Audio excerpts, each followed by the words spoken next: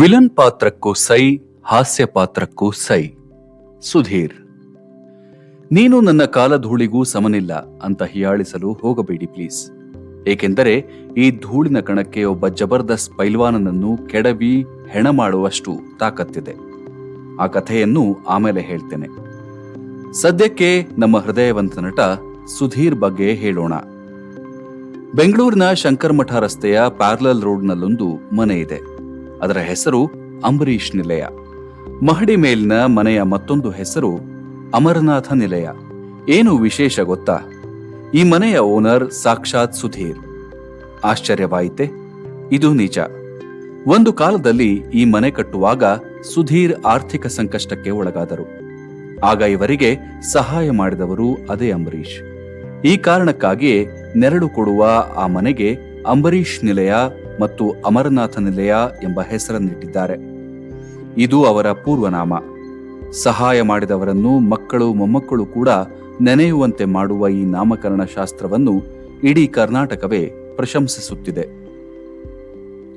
ಇಂಥ ಸುಧೀರ್ ಅವರಿಗೆ ಮಾಲತಿ ಎಂಬ ಹೆಸರಿನ ಧೀರ ಹೆಂಡತಿ ಇದ್ದಾರೆ.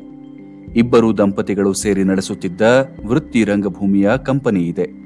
ಸರಿಸುಮಾರು 40ರಿಂದ 50 ತನಕದ ರಂಗ ಕಲಾವಿದರ ಕುಟುಂಬ ಇವರದ್ದು.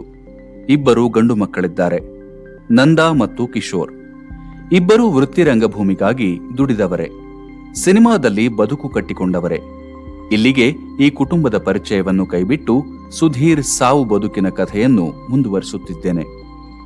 ಮೊದಲೇ ಹೇಳಿದಂತೆ ರಂಗಭೂಮಿಯ ಹಿನ್ನೆಲೆಯಿಂದ ಬಂದ ಸುಧೀರ್ 1974ರಲ್ಲಿ KM ಶಂಕರಪ್ಪ ಅನ್ನೋರು ನಿರ್ದೇಶಿಸಿದ ಮಾಡಿ ಮಾಡಿದವರು ಚಿತ್ರದ ಮೂಲಕ ಚಿತ್ರರಂಗಕ್ಕೆ ಪ್ರವೇಶ ಪಡೆದವರು. ಆಜಾನುಬಾಹು ಸುಧೀರ್ ಖಳನಟರಾಗಿಯೂ ಹಾಸ್ಯನಟರಾಗಿಯೂ ಅಭಿನಯಿಸಿದರು. ಗಜೇಂದ್ರ, ರಾಮಲಕ್ಷ್ಮಣ, ಕೆರಳಿದ ಸಿಂಹ ಮೊದಲಾದ ಚಿತ್ರಗಳಲ್ಲಿ ಖಳನಾಗಿಯೂ, ಅವನೇ ನನ್ನ ಗಂಡ, ಹೆಣ್ಣು ಹುಲಿ, ಒಲವಿನ ಆಸರೆ, ಒಡೆದ ಹಾಲು ಮೊದಲಾದ ಚಿತ್ರಗಳಲ್ಲಿ ಹಾಸ್ಯನಟರಾಗಿಯೂ ಅಭಿನಯಿಸಿದರು ಸುಧೀರ್. ಮುತ್ತೈದೆ ಭಾಗ್ಯ, ಸಂಸಾರ ನೌಕೆ ಚಿತ್ರಗಳಲ್ಲಿ ಭಾವನಾತ್ಮಕ ಪಾತ್ರಗಳಲ್ಲಿ ನಟಿಸಿದರು. ಸುಮಾರು 200 ಚಿತ್ರಗಳಲ್ಲಿ ನಟಿಸಿದ ಸುಧೀರ್ ಇದ್ದಕ್ಕಿದ್ದ ಹಾಗೆಯೇ ಅಸ್ವಸ್ಥರಾಗಿ ಹಾಸಿಗೆ ಹಿಡಿದರು. ಸ್ವಲ್ಪ ದಿನಗಳಲ್ಲೇ ಇಹಲೋಕ ತ್ಯಜಿಸಿದರು. ಇಲ್ಲಿ ಇದ್ದಕ್ಕಿದ್ದ ಹಾಗೆ ಅಂದರೆ ಏನರ್ಥ? ಅಲ್ಲೇ ಇರುವುದು ಧೂಳಿನ ಶಕ್ತಿಯ ಕಥೆ. ಎಲ್ಲವೂ ಸರಿಯಾಗಿತ್ತು. ಕೈ ತುಂಬಾ ಕೆಲಸವಿತ್ತು, ಜೇಬು ತುಂಬಾ ದುಡ್ಡಿತ್ತು, ಮನಮೆಚ್ಚಿದ ಮಡದಿ, ಮುದ್ದು ಮಾಡಲು ಮಕ್ಕಳು ಎಲ್ಲರೂ ಇದ್ದರು. ಆದರೆ ಆಯುಷ್ಯ ಗಟ್ಟಿ ಇರಲಿಲ್ಲ. ಒಮ್ಮೆ ಶೂಟಿಂಗ್ ಎಂದು ಸ್ಟುಡಿಯೋಕ್ಕೆ ಹೋದವರು ಅಸ್ವಸ್ಥರಾಗಿ ಮನೆಗೆ ಬಂದರು. ಮನೆಯಿಂದ ಆಸ್ಪತ್ರೆಗೆ. ಹಾಗಿದ್ದರೆ ಸ್ಟುಡಿಯೋದಲ್ಲಿ ಏನಾಯಿತು? ನಡೆದದ್ದು ಇಷ್ಟು. ಅದೊಂದು ಹಳೆ ಫ್ಲೋರ್, ನೆಲದ ತುಂಬಾ ಧೂಳು ಧೂಳು, ಫೈಟ್ ದೃಶ್ಯ.